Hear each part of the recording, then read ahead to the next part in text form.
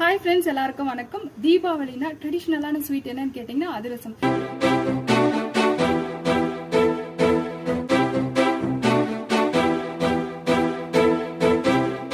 அதிரசம் செய்ய நான் red rice use பண்ணியிருக்கேங்க. நீங்கள் ஒயிட் ரைஸ் கூட யூஸ் பண்ணிக்கலாம். இதை வந்து பார்த்தீங்கன்னா நல்லா வாஷ் பண்ணி ஒரு துணி மேலே காய வச்சிருங்க. ரொம்ப நேரத்துக்கு வந்து காய வைக்காதீங்க.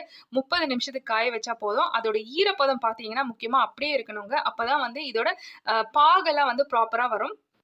ஸோ மிஷினில் கொடுத்து நீங்கள் அரைச்சிக்கலாம், இல்லைனா மிக்சியில் போட்டு அரைச்சிட்டு இந்த மாதிரி நல்லா வந்து சலிச்சிக்கோங்க. இது வந்து பார்த்தீங்கன்னா சுக்கு ஏலக்காவை இந்த மாதிரி இடிச்சிக்கிறேன். நீங்கள் மிக்சியில் கூட போட்டு பவுடர் பண்ணிக்கலாம். இடிச்சதுக்கப்புறம் பார்த்தீங்கன்னா அதையும் வந்து நம்ம சலிச்சிக்கணும். அரிசி மாவுக்கு 1 கிலோ வெல்லம் எடுத்து வச்சுருக்கேங்க. அப்போ தான் வந்து பார்த்தீங்கன்னா இதோட பாகு வந்து நல்லா ப்ராப்பராக வரும். ஸோ இந்த 2 விஷயத்தில் வந்து நம்ம ப்ராப்பராக மெஷர்மெண்ட் பண்ணோம்னா தான் நமக்கு வந்து இந்த அதிரசம் ப்ராப்பராக வரும். அடுத்து வந்து பார்த்தீங்கன்னா 20 ml அளவுக்கு தண்ணி எடுத்திருக்கோம். இது வந்து அம்மா வந்து ஆட் பண்ணிகிட்ருக்காங்க பாருங்கள். கொஞ்சமாக ஆட் பண்ணிக்கணும். நம்ம 20 ml தண்ணி எடுத்தாலும் ஜஸ்ட் வந்து ஒரு விரல் அளவுக்கு வந்து நம்ம அந்த தண்ணியை ஆட் பண்ணி நல்லா வந்து மிக்ஸ் பண்ணி இது பாகு எடுக்கிறோங்க. அடுப்போட அனலை வந்து பார்த்தீங்கன்னா நல்லா லோ ஃப்ளேமில் வச்சுருங்க. லோ ஃப்ளேமில் வச்சுட்டு நல்லா வந்து பாகு எடுங்க. பார்த்தீங்கன்னா பாகு எவ்வளோ சூப்பராக வந்திருக்கு.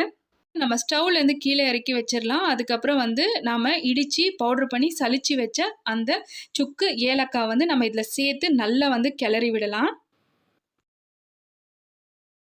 மாவை ஆட் பண்ணி நான் நல்லா வந்து கிளறிட்டுருக்கேன் பாருங்கள். அடுத்து வந்து கொஞ்சம் எண்ணெய் ஆட் பண்ணியிருக்கேங்க. சமையலுக்கு யூஸ் பண்ணுற எண்ணெயும் ஆட் பண்ணி நல்லா கிளறிட்டுருக்கேன். ஸோ பார்த்தீங்கன்னா இன்னும் வந்து எனக்கு அந்த தண்ணியான அந்த கன்சிஸ்டன்சி வருது. ஸோ இந்த மாதிரி நேரத்தில் இன்னும் கொஞ்சம் மாவை ஆட் பண்ணிக்கோங்க. ஸோ இது கெட்டியாக ஆகிற அளவுக்கு பாகு நம்ம மாவை ஆட் பண்ணி நல்லா வந்து கிளறி விடணும். ஸோ இன்னும் கிளறலாம்.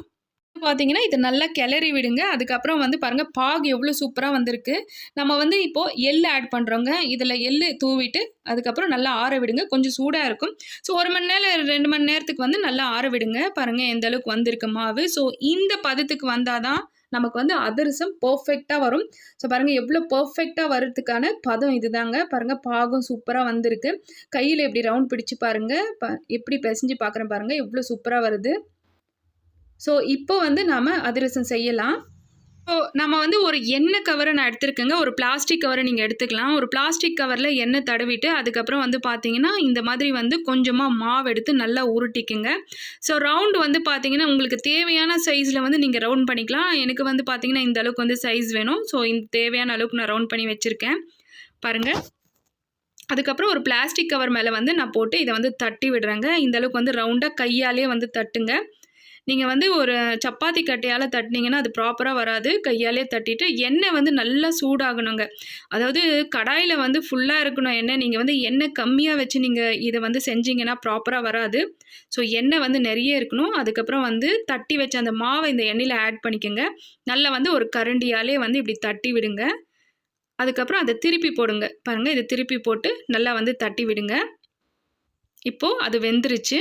அதுக்கப்புறம் பார்த்தீங்கன்னா அதை எடுத்து நீங்கள் வந்து இந்த ப்ரெஷரால் கூட ப்ரெஸ் பண்ணிக்கலாம், இல்லை 2 கரண்டி வச்சு ப்ரெஸ் பண்ணிக்கலாம். இதுக்குள்ளே இருக்க இந்த எக்ஸ்ட்ரா ஆயில் எல்லாம் வந்துடும். அதிரசம் வந்து எவ்வளோ சூப்பராக வந்திருக்கு. இந்த தீபாவளிக்கு வந்து இந்த அதிரசத்தை நீங்கள் ட்ரை பண்ணிவிட்டு கமெண்ட் பாக்ஸில் எப்படி வந்துச்சுன்னு சொல்லுங்கள். நம்ம சேனலில் இருக்க மற்ற ரெசிபீஸும் வந்து பார்த்தீங்கன்னா டிஸ்கிரிப்ஷன் பாக்ஸில் கொடுத்துருக்கேன், செக் பண்ணுங்கள். நன்றி.